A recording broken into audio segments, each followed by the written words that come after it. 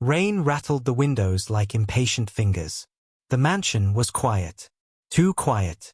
Evelyn pressed a palm to the silver tray to still its tremble. She listened. Footsteps. Soft. Sneaking. Then a door. The lightest click. "Michael," she whispered. No answer. Just the wind whispering through the corridor, making the curtains sway like ghosts. She hurried past oil paintings and cold marble busts that watched without blinking. Her heart thudded. The master, Robert Ashford, a man whose money had the weight of law, was out at a charity gala. Sophia, the poised head of PR, had left an hour earlier, red heels snapping like gunshots on the tile. The house should have been locked down. It wasn't. The nursery door stood ajar. A sliver of lamplight split the dark. Evelyn pushed it open. The blue nightlight washed the room in a gentle glow. The rocking horse. The scattered crayons. The tiny sock on the floor. The window latch was turned sideways. The crib was empty. Her breath stopped. Michael. The name broke into pieces. Then she heard it. From the hallway. A lullaby. Hummed off key. Familiar. Not from this house. Not from this life. Something from a hospital room years ago. The night the world took what she loved. Evelyn moved on quiet feet. The carpet swallowed sound. She reached the staircase and froze. At the bottom, a man in a dark jacket carried a small bundle, head tucked beneath a blanket with little stars. Michael. The boy leaned into the man's shoulder, heavy with sleep. Hey! Evelyn's voice cracked, too loud in the marble throat of the foyer. The man turned. Hard face. Unreadable eyes. A scar like a white thread at his mouth. Call security, he said, low and calm, as if he belonged here. I'm taking him to the car. Instruction from Mr. Ashford. That's not true. Evelyn took a step, then another. Her hands shook. Robert never moves him without telling me. I don't answer to you, he said, shifting the child. Doors open. Help me out. She saw it then, fingers, gloved.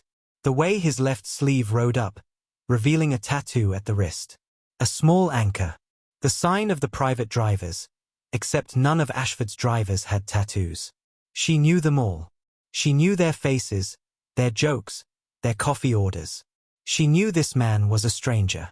Her body moved before her fear did. She ran. He bolted. The front doors flew wide.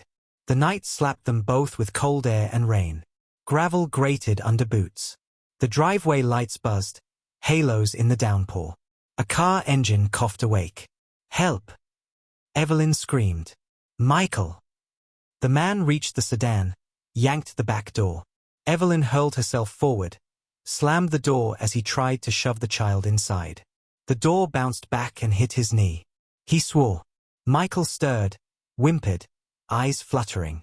It's okay, baby, Evelyn whispered, breathless. It's okay. The man swung. Evelyn ducked. His knuckles cut air. She grabbed his wrist and bit down hard. He hissed, jerked away, and the bundle slipped. She caught Michael against her chest, felt his small heartbeat thundering into hers. A second later, headlights exploded across the driveway. Another car screeched to a stop. The gates loomed open. Rain hammered the hood. Drop the boy, a voice shouted from inside the car. Deep, commanding. Evelyn turned toward the voice and froze. The driver leaned out. It was John, Robert's most trusted man. Calm, deadly precise. Except his eyes held something she had never seen before. Fear. Evelyn, John said. Give him to me. She clutched Michael tighter. The stranger was backing away, favoring the bitten hand.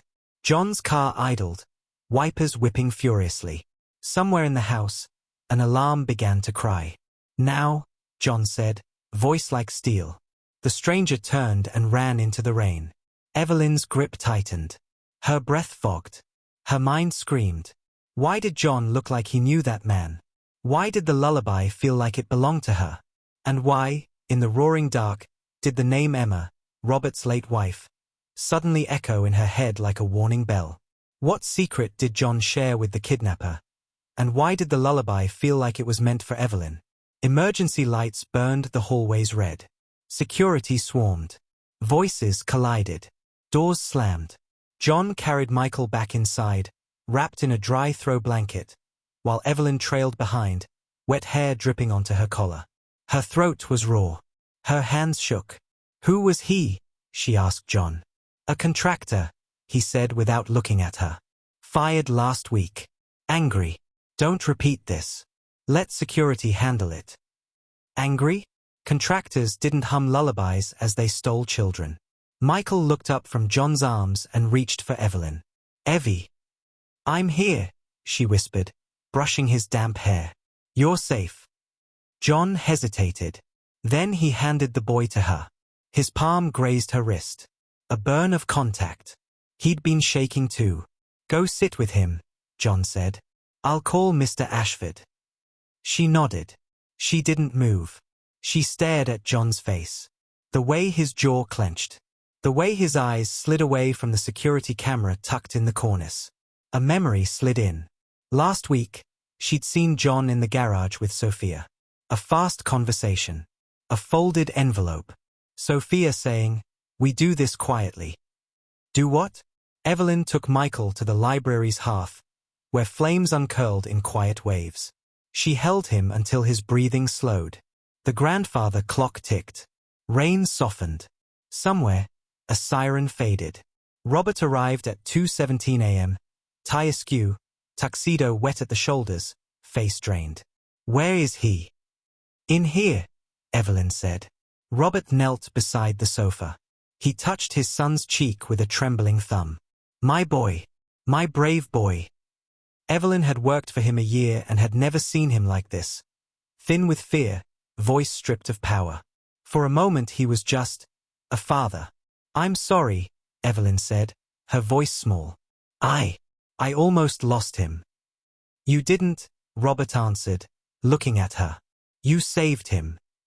Sophia slipped in behind him, immaculate again, as if rain refused to touch her. Her eyes flicked to Evelyn, then to John, then back to Robert. "We need to ensure press control before dawn." Dawn.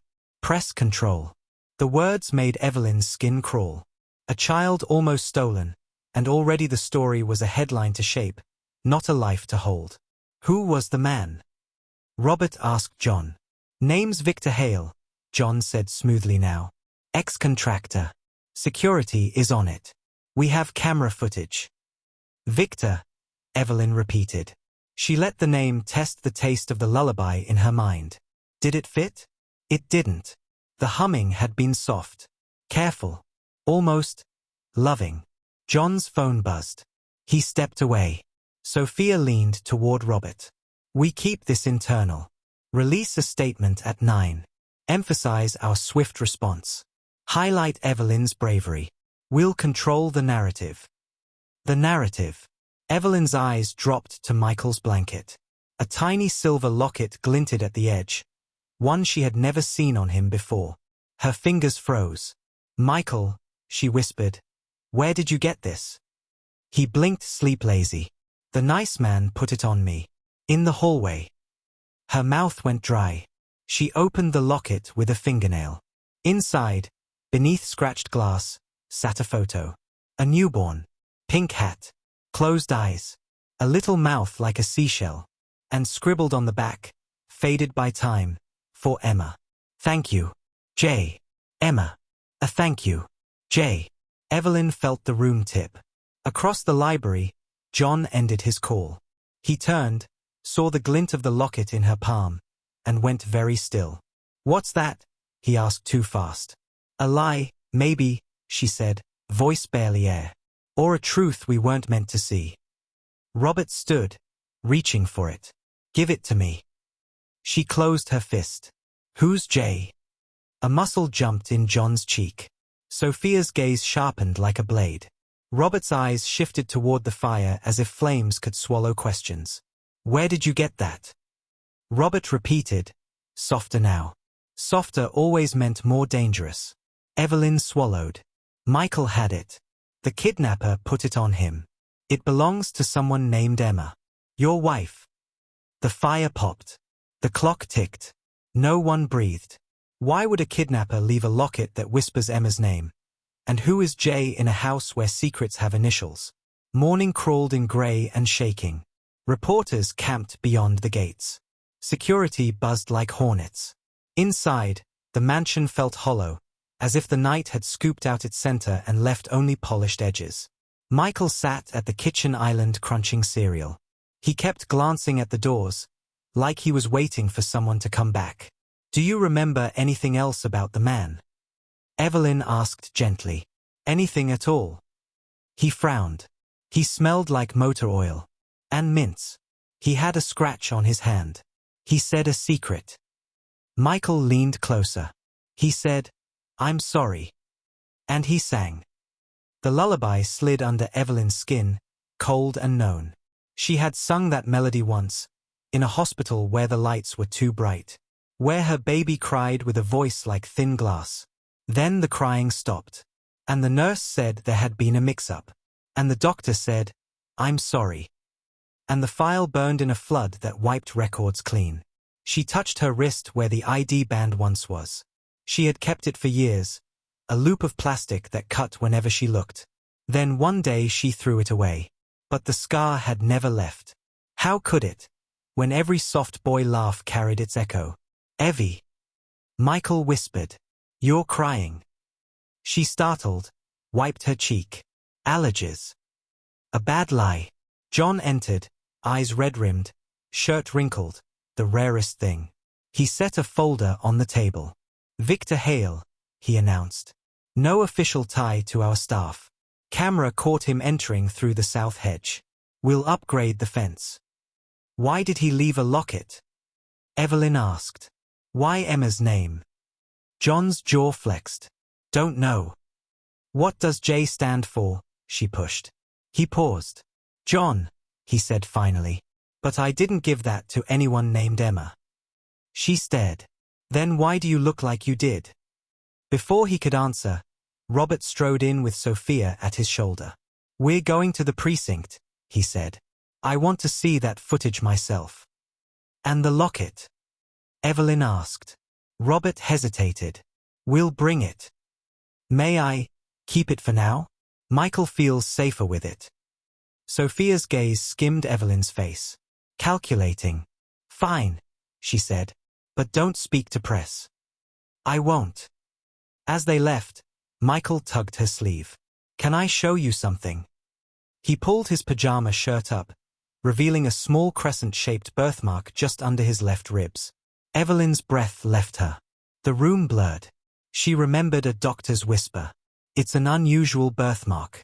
She remembered tracing that crescent on a tiny tummy with a trembling finger while humming that lullaby, too soft to wake the ward.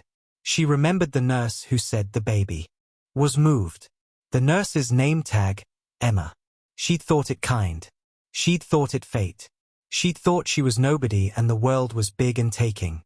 The world had a name. Evie. Michael asked. "Is it weird?" "It's beautiful," she said, voice breaking. "Like a little moon." In the hallway, Sophia's voice rose, clipped. "We keep this clean, Robert. No rumors. No past." Past. Evelyn closed her eyes. The locket weighed like a stone in her palm. Inside, the photo slept. "For Emma. Thank you. Jay. Thank you for what? For a child? For a stolen life?" Her phone buzzed. Unknown number. She let it ring out. It buzzed again. She answered. A man's voice. Low. Gravelly. "Careful. Don't hang up." Evelyn's pulse sprinted. "Who is this?" "Someone who owes you an apology." "Victor?" she whispered. Silence. Then, "Not exactly." "Who, then?" A tiny pause. A door closing in the distance. "My name is John. Not the one you know," the voice added quickly. "John Carr. I knew Emma. Years ago. She made a terrible mistake. And I made a worse one." The world tilted. "I can tell you why that locket is on the boy," he said, voice breaking. "But you won't like it. And Robert won't forgive it." Her hand tightened around the phone. Tell me. Meet me, he said. No police. No Ashford. Where the truth started, he said. St. Hilary's Hospital. The south stairwell. 12 noon. The call ended. Evelyn looked at the clock. 11:26 a.m. Rain hammered the glass again as if the sky couldn't stop crying. What truth begins in a hospital stairwell? And why would a man share a name with Robert's most trusted shadow? St. Hilary's had been closed for years. The flood had shut its doors. The insurance had padlocked its memories. Weeds braided the parking lot. The air tasted like damp paper and ghosts. Evelyn pushed through a partially open service door. The corridor smelled of mold and old bleach. A sign hung crooked. Maternity, level 3. Her throat tightened. She reached the south stairwell. A man waited in the half-light, raincoat dripping, cap pulled low. He lifted his head and looked at her with eyes full of regret. Evelyn, he said. Thank you for coming. She took a step back. Why do you know my name? He managed a sad smile. Because I watched you sing to your baby. The night the files burned. The night they told you a lie. She swallowed hard. Who are you? John Carr. I was a hospital tech. Maintenance. Quiet. Invisible. Emma saw me as a person. He glanced at the peeling paint. She had eyes like that. Emma, Evelyn repeated. The name sliced. She was pregnant, he said. But the doctors told her the child wouldn't survive. She was desperate. Robert wanted a son. He wanted an heir more than he wanted truth. John's voice shook. I heard things. Deals. A doctor with a ledger in the basement. Names of mothers with no power. Babies with price tags. A charity fund to cover the trail. Evelyn's stomach turned. What are you saying? They picked you, he said. You were alone. No lawyer. No family. They told you your baby died in the flood chaos. They gave your boy to Emma, to Robert, to the Ashfords. His eyes shone.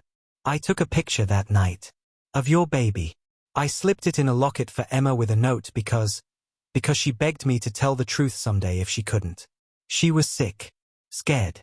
She said, if I die, give this to the woman whose lullaby haunts the halls.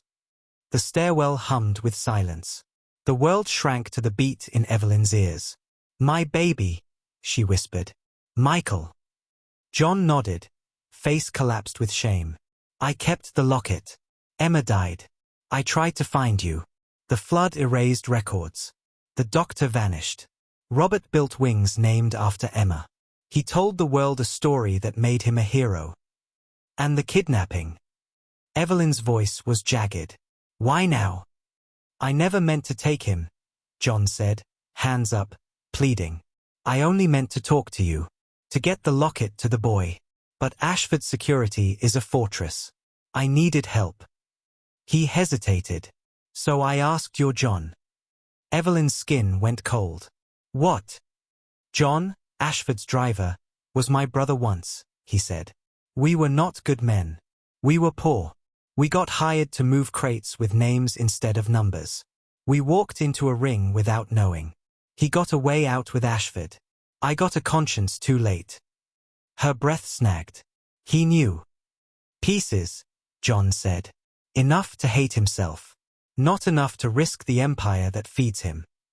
He swallowed. He told me to leave you out of it. I couldn't. Metal creaked above them. Footsteps. Measured. Careful. John Carr stiffened. Evelyn turned. Robert stood on the landing in a black coat, rain on his shoulders like glittering shards. Behind him, Sophia.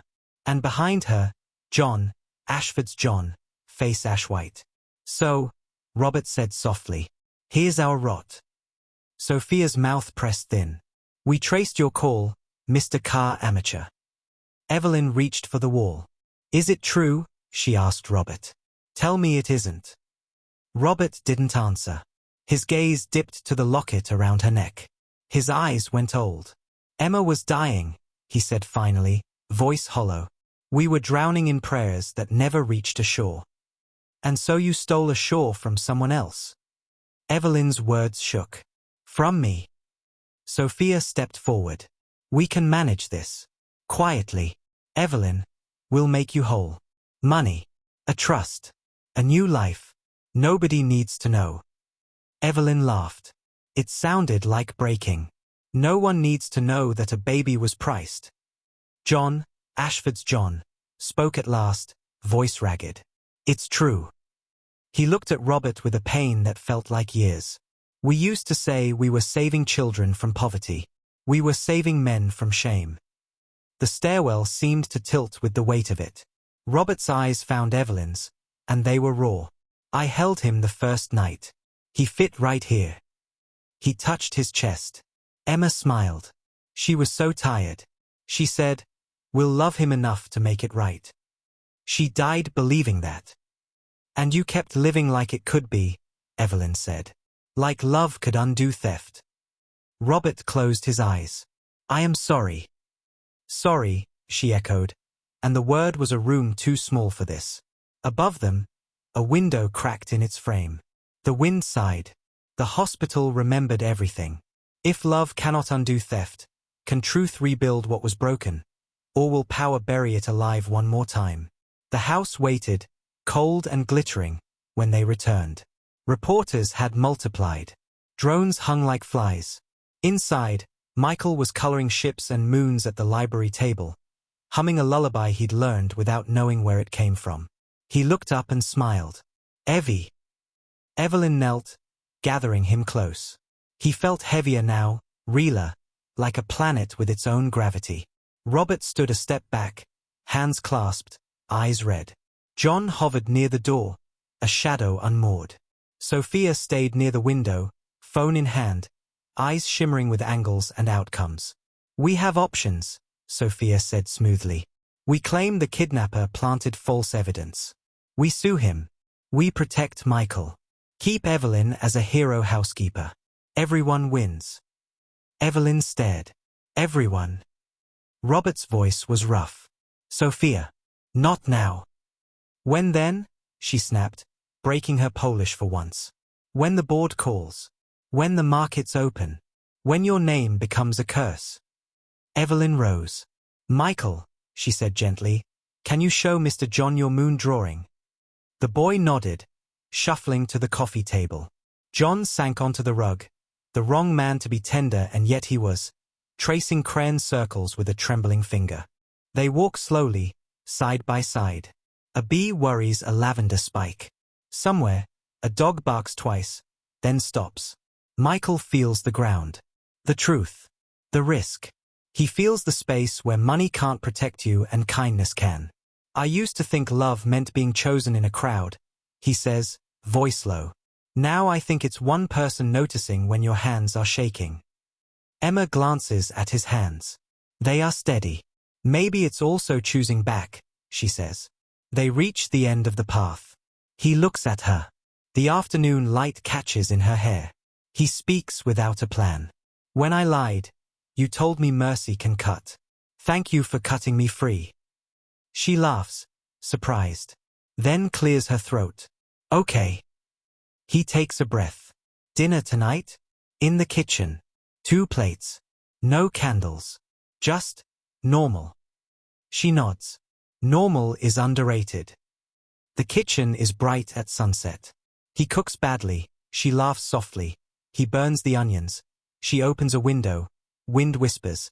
The house smells like real food and real people. He tells her about the boy he was. She tells him about the woman she's becoming. The distance closes without either of them forcing it. When the first star climbs the sky, he looks at her and knows. Not everything is fixed. Apologies are still owed. But something honest has started. He reaches into his pocket, pulls out the bell, the gleaming silver button. He sets it on the counter between them. I don't want to ask for you with this anymore, he says. I'd rather call your name. Then do, she says. He does. Emma. She answers. Michael.